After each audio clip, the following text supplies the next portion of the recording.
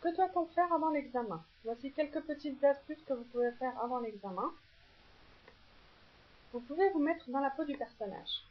Donc quand vous révisez, vous pouvez vous amuser à devenir le temps de vos révisions un homme politique, le jour où il fait sa déclaration aux Nations Unies par exemple. Vous pouvez vous mettre dans la peau d'un personnage, et ça peut s'appliquer à toutes les matières avec parfois un peu d'imagination. Vous vous rendez compte que cette façon de vivre le cours aide beaucoup à le retenir.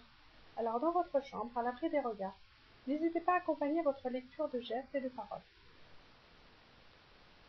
Toujours trouver une cohérence et un ordre aux informations.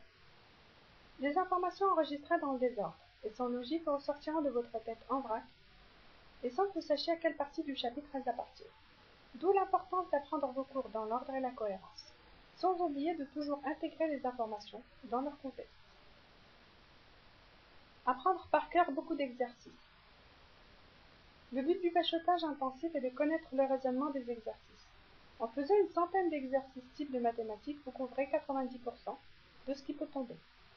Par contre, il y a certaines personnes qui préfèrent ne pas faire beaucoup d'exercices. Pour cela, vous pouvez, au lieu d'appliquer les exercices, regarder les exercices que vous avez et établir une comparaison. Dans tel exercice, il y a tel aspect, tel autre aspect que je n'ai pas vu.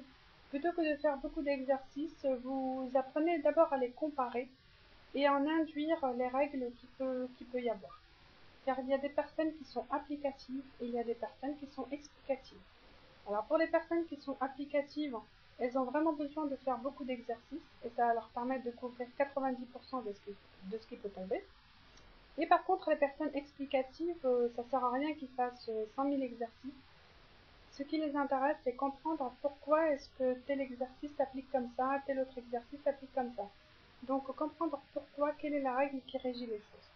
Alors pour ces personnes-là, vaut mieux prendre les exercices, voir comment ils fonctionnent, les comparer les uns aux autres et en induire les règles qui s'appliquent.